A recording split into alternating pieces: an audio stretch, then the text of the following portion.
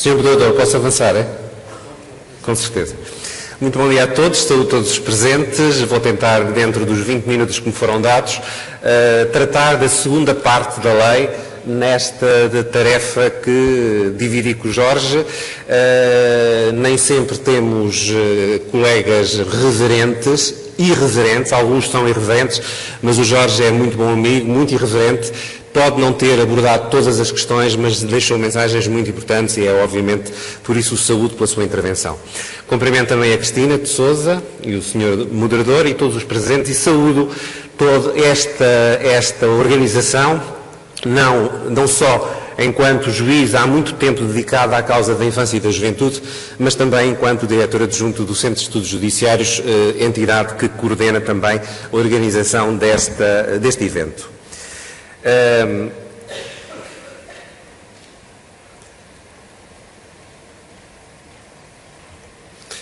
Apetecem-me as horas, os instantes que não vivi e que ficam entre a felicidade e aquele amargo de boca a que chamamos tempo.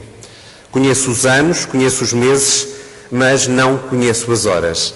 E este é o dilema de muitos julgadores, de muitos magistrados do Ministério Público, de muitos advogados que intervêm na área da infância e da juventude, porque são eles que vivem estas horas em que as urgências surgem implacáveis nas mesas dos seus, nossos gabinetes, no fundo nas varandas das nossas preocupações. Porque todos temos consciência disto, as crianças são o elo mais fraco e muitas vezes invisível. Neste momento o paradigma do século da criança, do século XXI, do século da criança é diferente, já não é o cresce e aparece, mas é aparece e cresce connosco. É exatamente essa mensagem que queremos dar às crianças deste país, de que têm um estatuto, de que são sujeito de direitos e não só objeto deles. Vou então tratar de algumas alterações que foram levadas a cabo por esta recentíssima revisão levada a cabo em setembro de 2015. Bruscamente, no verão passado, decidiu o Governo colocar em letra de lei, no mesmo dia, várias normas e várias alterações legais. Entrou em vigor no dia 1 de outubro, começo já por falar disto, das diferenças de nomenclatura que foram criadas relativamente às instituições de acolhimento, às instituições que neste momento deixa de ser chamado como instituições, como acolhimento institucional e passam a ser chamadas como casas de acolhimento. Curiosamente, as casas, a lei não cortou a parte em que dizia que estas casas funcionavam em regime aberto. Não sei se é o decreto regulamentar que aí vem, que vai decretar a possibilidade de, eventualmente, como eu ajuizo e até opino, que poderá haver a possibilidade destas casas de acolhimento poderem, por vezes, existir em regime semiaberto, mas coloca-se desde logo aqui uma questão de possível inconstitucionalidade, pelo facto de estarmos a falar de restrição de direitos, não por uma lei geral, mas por uma norma regulamentar. Vamos ver o que aí vem. Estas normas, esta lei está a continuar a ser regulamentada pelo um decreto 332, mas temos dois decretos que regulamentam as medidas. Opino, e aliás este é fruto do pensamento e do estudo, não só meu, mas das minhas colegas que constituem a Jurisdição de Família e Crianças do SES, que o decreto que regulamenta a medida de acolhimento familiar falado pelo Jorge, também poderá ter sido tacitamente revogado em muitos aspectos, porque o acolhimento residencial quer renascer das cinzas em que está neste momento, porque, diz a lei, em princípio, todas as crianças com idade até aos 6 anos não deverão conhecer a residencialização, mas deverão conhecer o acolhimento familiar. Haja bolsas de famílias, haja gente que queira tomar conta destas crianças, haja mecenas que avancem com estas casas ou com esta possibilidade de dar letra de prática a esta voz legal. Nesta divisão que fiz com o Jorge, começo então no artigo 77 e seguintes. O artigo 77 a 90 mantém a sua redação, 77, 78, 80, 83, 86 e 90, e temos aqui particulares alterações no artigo 79, referente à competência territorial. Aliás, fruto das pouquíssimas decisões jurisprudenciais da relação e do Supremo Tribunal de Justiça que vinham há muito tempo a exigir que houvesse um novo número 4 e número 5. E assim, cá está, se após a aplicação da medida não cautelar, já sabem que hoje provisório passou a ser cautelar, e, portanto, só após a aplicação de medida não cautelar, afastando-se assim esta norma, se estivermos perante uma medida cautelar, que era uma dúvida que se colocava, a criança mudar de residência por um período superior a 3 meses, o processo é remetido à Comissão ou ao Tribunal da Área da nova residência. Mas diz-se muito mais do que isso no número 5. Para efeitos do disposto no número anterior, outra dúvida que se levantou jurisprudencialmente, a execução da medida de promoção não determina a alteração da residência da criança do jovem acolhido. Portanto, o local de acolhimento familiar ou residencial não é considerado de todo nova residência da criança. Isto está extremamente claro agora na lei. O artigo 81 traz-nos também algumas dificuldades. Fala da apensação de processos de natureza diversa e diz, agora de uma forma bastante clara, que quando relativamente à mesma criança forem instaurados sucessivamente ou em separado processos de promoção e proteção, inclusive na Comissão de Proteção, tutelar educativo, só nos tribunais, ou relativos a providências tutelares cíveis, também só nos tribunais, devem os mesmos correr por apenso independentemente do respectivo Estado, sendo competente para eles conhecer o juiz do processo instaurado em primeiro lugar. E depois reforça ao número 4 algo que já estava no número 1, isto é, que esta apensação tem lugar independentemente do estado dos processos. Por isso, o nosso esforço de interpretação desta norma, que não é fácil e que tem levantado algumas dúvidas, mesmo hoje, na interpretação a dar esta norma, aquilo que eu opino é que esta apensação tem lugar independentemente do estado dos processos, portanto, deve ser remetido para a apensação uma providência tutelar cível em tribunal, primeiramente instaurado, um processo da CPCJ no seu início. Se já tiver medida aplicada na CPCJ, prossegue com a medida aplicada. Não se abre a instrução, apenas se revê a medida no prazo respectivo. Esta norma abrange também, a nosso ver, a meu ver, os processos arquivados nos tribunais. Há tribunais que não estão assim a entender, podendo levantar-se a dúvida sobre se os arquivados nas comissões devem também ser apensados aos processos forenses. Eu tendo a responder afirmativamente, porque a lei repete em 2 momentos, em 2 números, a mesma ideia. Os processos são apensos independentemente do seu estado, ou seja, estado pendente ou estado arquivado. De facto, o estado de um processo, a meu ver, é pendente ou findo, não se querendo, a meu ver, referir à fase processual. Se o quisesse dizer, tê-lo-ia dito como o fez na LTE, no artigo 34, em que se fala em processos em diferentes fases processuais. E aqui não o fez. Se se tratar de processos pendentes de promoção e proteção das CPCJs, o Tribunal pode ainda vir a solicitar à Comissão informação sobre processos.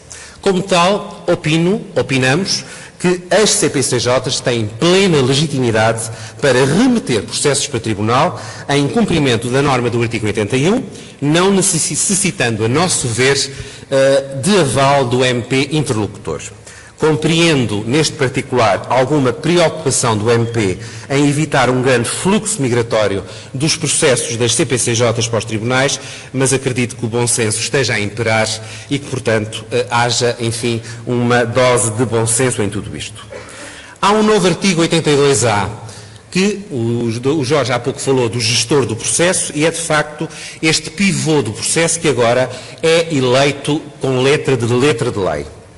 Em cada processo de promoção e proteção, naqueles lugares em que há processo, ou seja, comissões de proteção e tribunais, porque já sabemos que nas entidades com competência em matéria de infância e juventude não há processo, não aplicam medidas de promoção e proteção, há sempre um técnico gestor do processo, ao qual compete mobilizar os intervenientes, fazer aquilo que eu costumo chamar a chamada parceria e não propriamente o ajuntamento. Cá temos de novo a audição do jovem, que vai ser ouvido e deve ser ouvido com as cautelas que estão previstas e penso que terão sido faladas ontem a propósito do regime geral do processo tutelar civil, e aqui a lei remete para o artigo 4º e 5º do regime geral. E também são ouvidos os titulares das responsabilidades parentais. Reparem que falo de titulares e não de exercentes. A regra é exatamente essa, exerçam ou não as responsabilidades parentais. E de tal maneira assim é que há agora um novo número 2. Ressalvam-se do disposto no número anterior as situações de ausência, mesmo que de facto, por impossibilidade de contacto devido a desconhecimento do paradeiro, ou outra causa de impossibilidade, ou nos casos de inibição do exercício das responsabilidades parentais. Portanto, se não for nenhum destes casos, o pai, que nós sabemos que está ali, mas que até é uma fraca figura, mas que nós entendemos que se calhar não temos que lhe bater à porta para ir buscar qualquer aval sobre a vida do filho, a legalidade diz-nos mesmo que devemos lá ir, exceto nos casos do número 2. O artigo 91 e 92 não tiveram grandes alterações, isto continuamos a falar em urgência e emergência, situações de emergência que geram procedimentos de urgência. Rigorosamente é assim que a lei o prevê. Com uma nuance no número 1, antigamente, agora diz-se que o que é isso de situação de emergência é quando há um perigo atual ou iminente, quase a acontecer, para a vida ou de grave comprometimento da integridade física ou psíquica da criança ou do jovem e não haja, de facto, o consentimento de quem de direito. Então, as entidades intervêm imediatamente, depois o Ministério Público imediatamente instaura o processo de promoção e proteção e nas 48 horas seguintes o juiz vai proferir a tal decisão cautelar. Curiosamente, enfim, a lei também tem destas coisas, estes lapsos, fala em decisão provisória no 92, já no 37 fala em decisão cautelar. Portanto, onde lemos provisório, devemos ler hoje sempre cautelar. Falemos agora do processo nas comissões. Até agora estivemos a falar das disposições gerais do processo, quer nas comissões, quer nos tribunais. Nas especificidades nas comissões, temos este aditamento do número 1 ao artigo 96, que mexe muito com as questões dos consentimentos. Quando a criança se encontra a viver com uma pessoa que não detenha as responsabilidades parentais nem a guarda de facto, a Comissão deve diligenciar de imediato por todos os meios ao seu alcance, no sentido de entrar em contacto com as pessoas que devem prestar o consentimento para que estes ponham cobro à situação de perigo ou prestem o consentimento para a intervenção. Nova formulação do artigo 99, continuam a ser possível o arquivamento do processo e a reabertura dos processos de promoção e proteção nas comissões, coisa que agora também vai ser possível fazer nos tribunais, só que acrescentou-se este facto, cessando a medida, o processo é arquivado, só podendo ser reaberto se ocorrerem factos e já não novos factos. Portanto, que justifiquem a aplicação de medida de promoção e proteção. O que é que isto quer dizer? Que a reabertura dos processos poderá verificar-se mesmo quando a factualidade integradora da situação de perigo é da mesma natureza daquela que deu origem ao processo prima facie. O circuito processual nas comissões é este, minhas senhoras e meus senhores. Recebimento da comunicação da situação, oral ou escrita, eventuais diligências sumárias que a confirmem, abertura de processo, audição da criança e dos titulares das responsabilidades parentais, obtenção dos consentimentos de forma escrita, faltando o consentimento ou opondo-se relevantemente a criança à intervenção, o processo é remetido ao MP. Artigo 95, número 2, que veio aqui colocar neste artigo a legitimidade da instauração dos processos pelo Ministério Público, que outrora estavam numa das revogadas alíneas do artigo 68. Obtidos os consentimentos e as não oposições da criança com 12 ou mais anos, a Comissão intervém então na situação. Recolhe informação, faz diligências, faz exames, fundamenta a decisão, aplica a medida, executa a respectiva medida. Já passando para o processo judicial de promoção e proteção, continuamos a navegar nas águas da jurisdição voluntária. Aplicam-se aqui as regras em casos omissos dos artigos 968 a 988 do Código de Processo Civil e agora as questões da competência do Tribunal. Já sabemos o do 79 relativamente à territorialidade, mas relativamente ao Tribunal, à competência material, ela está exposta no artigo 101, já não há tribunais de família e menores, que bom seria que já estivéssemos a falar em tribunais de família e crianças, mas ainda não chegou o tempo. Estamos a falar de secções de família e menores da instância central do Tribunal de Comarca. Fora das áreas abrangidas por esta jurisdição, temos as comarcas da Guarda, Porto Alegre e Bragança, e alguns municípios destas comarcas que ali coloco são as secções cíveis da instância local. Se não houver este desdobramento, cabe, obviamente, às secções de competência genérica da local conhecer destas causas e, nestes casos, o Tribunal constitui-se em secção de família e menores. Continua a haver urgência processual e é agora acrescentado, relativamente à presença do advogado ou à necessidade de existir um advogado no processo, no número 4, agora muito mais prolixo, no 103, número 4, que diz que no debate judicial é obrigatória a constituição de advogado ou a nomeação de patrono aos pais, quando esteja em causa a medida da adotabilidade do artigo 35, número 1, a linha G, e em qualquer caso à criança ou jovem. Portanto, o artigo 104 mantém-se, a regra do contraditório, a regra do 105, número 1, também se mantém, o MP tem hoje o quase exclusivo da iniciativa processual, mantendo-se, contudo, a exceção do número 2. Terceiras pessoas a requererem a intervenção do Tribunal no caso da alínea G do artigo 11. Contudo, registro também o facto de a criança o poder fazer, não obstante a infeliz omissão na linha G do artigo 11, número 1, da figura da criança. As fases são estas: fase de instrução, decisão negociada, debate judicial, decisão, execução de medida. Recebido o requerimento inicial, e quando se diz recebido, significa que o juiz pode não o receber, como é óbvio, o juiz, uma de duas, profere decisão de abertura de instrução ou, se considera que dispõe de todos os elementos necessários, faz uma de 3. Designa dia para conferência com vista à obtenção do acordo de promoção e proteção ou, grande novidade, a possibilidade de se poder enxertar aqui um acordo tutelar cível adequado, e aqui no nosso jogo da glória avançamos para a casa 112A, ou decide o arquivamento do processo nos termos do artigo 111, ou ordena as notificações do 114, número 1, porque entende que não há fase possível de negociação e, portanto, avançamos para debate judicial. Se houver instrução, que continua a ter o prazo máximo de 4 meses, obviamente um prazo meramente indicativo, não perentório, mas que bom que seria que fosse de facto perentório, declarada aberta a instrução, o que é que o juiz faz? Ouve obrigatoriamente a criança e o jovem, nas condições do artigo 4º e 5º do Regime Geral das Providências Tutelares Cíveis, ouve os pais, o representante legal ou da pessoa que tenha a sua guarda de facto, e no mesmo despacho o juiz, se assim o entender, pode designar dia para ouvir os técnicos que conheçam a situação do jovem a fim de prestarem os esclarecimentos necessários. Procede também à notificação de todas estas pessoas para requererem diligências de prova. Pode o juiz pedir informações ou relatórios sociais sobre a situação da criança às entidades previstas no artigo 59, número 3. Atenção, o prazo para a informação devem ser 8 dias, o prazo para os relatórios devem ser 30 dias. Não sei se não serão prazos muito curtos, temos que viver com a realidade, comparar, por exemplo, com os prazos do regime geral, que são de 30 e 60 dias. Nós aqui estamos em processos que são naturalmente urgentes e que, portanto, requerem uma maior urgência e uma maior maleabilidade por parte das EMATs e dos órgãos que coadjuvam os tribunais.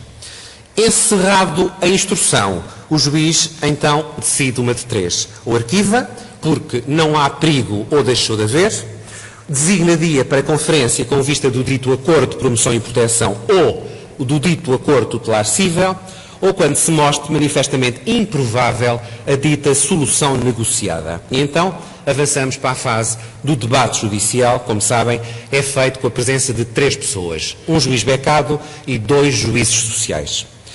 Atenção a esta norma do 110. Quando a impossibilidade de obtenção de acordo quanto à medida de promoção e proteção resultar de comprovada ausência em parte incerta de ambos os progenitores ou de um deles, quando o outro manifesta a sua adesão à medida de promoção e proteção, o juiz, diz a lei, pode dispensar a realização do debate judicial.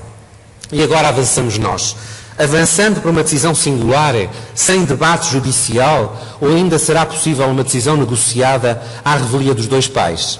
Se apenas um está presente concordando com a medida, avança-se para decisão por juízo singular ou haverá ainda a possibilidade de celebrar acordo? Se estiver presente um, não dando a sua adesão, haverá sem dúvida debate.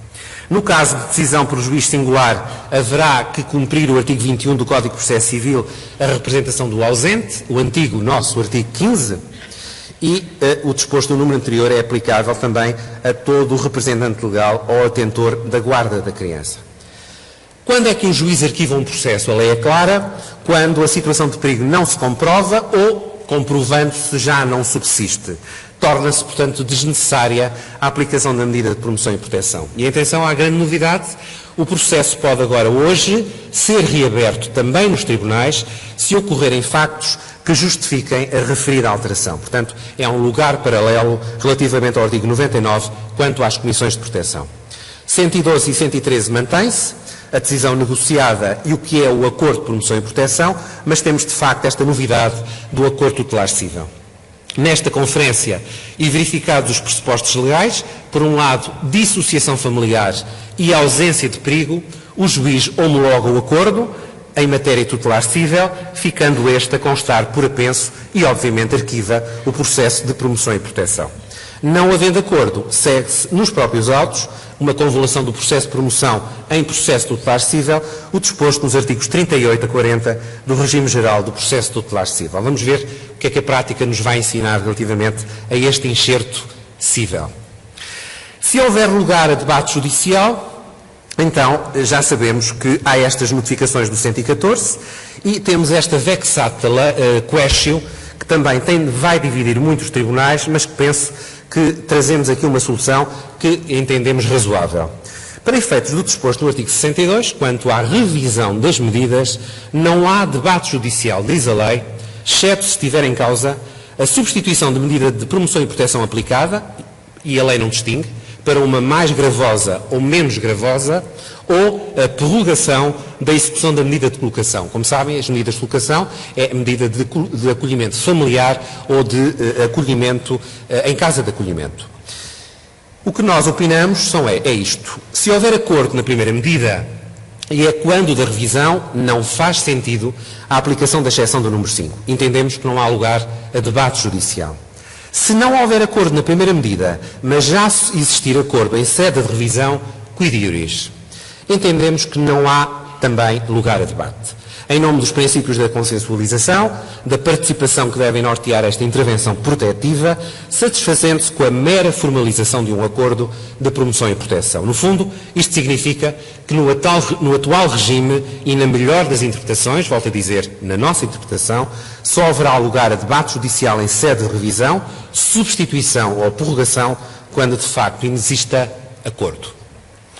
118. Agora é sempre gravada a audiência, enfim, não é audiência, é debate judicial, mais um lapso que a lei tem, é sempre gravada, de forma a que possa haver uma sindicância por parte do Tribunal de Recurso relativamente à fundamentação da matéria de facto.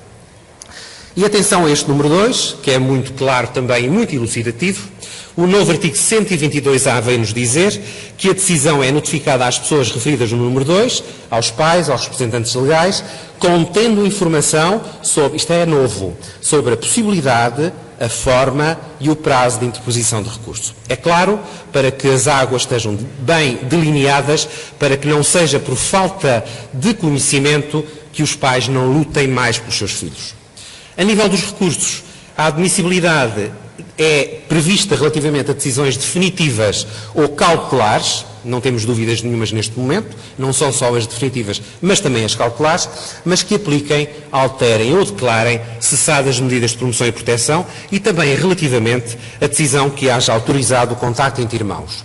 É uma novidade que depois a doutora Lucília Gago nos irá dar a seguir, mas neste momento é possível, não obstante a ruptura com os laços biológicos, poder haver autorização de contacto entre irmãos.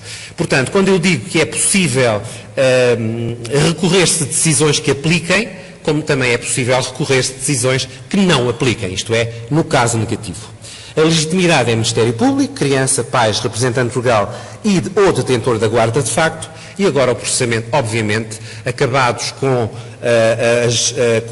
os agravos, temos as apelações com efeito meramente devolutivo como regra, atenção, exceção no número 2 do artigo 124, e o prazo de 10 dias para a interposição do recurso mediante requerimento contendo a alegação, sendo 10 dias também a resposta.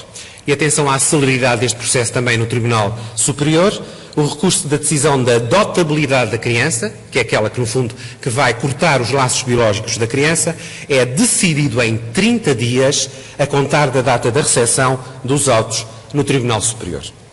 Em suma, requerimento do MP, fases do processo, recebido o processo inicial, uma de 4, instrução se a houver, encerramento da instrução, decisão com acordo, com decisão negociada homologada por acordo ou com decisão de mérito sem acordo. Quanto aos procedimentos tutelares cíveis, e já estou a terminar, passíveis de ser usados em termos processuais e substantivos nestes AEs, sendo certo, minhas senhoras e meus senhores, que a Lei de Promoção e Proteção é apenas um meio de retirar a criança do perigo em que se encontra, depois precisamos da providência tutelar cível que oficialize essa retirada, ou vamos regular o exercício das responsabilidades parentais, ou através de uma inicial ou de uma nova regulação do exercício das responsabilidades parentais, e aí, obviamente, precisamos de um caso de dissociação familiar, ou seja, quando temos pais casados, divorciados, separados de facto, ruptura de união de facto, ou pais ou concessões sem coabitações. E aí aplica-se, obviamente, o regime geral do processo tutelar cível, ontem aqui abordado. Pode-se limitar o exercício das responsabilidades parentais, e aí será uma ação tutelar comum com vista à limitação do exercício das responsabilidades parentais, que tanto pode ser relativamente à pessoa como relativamente aos bens da criança.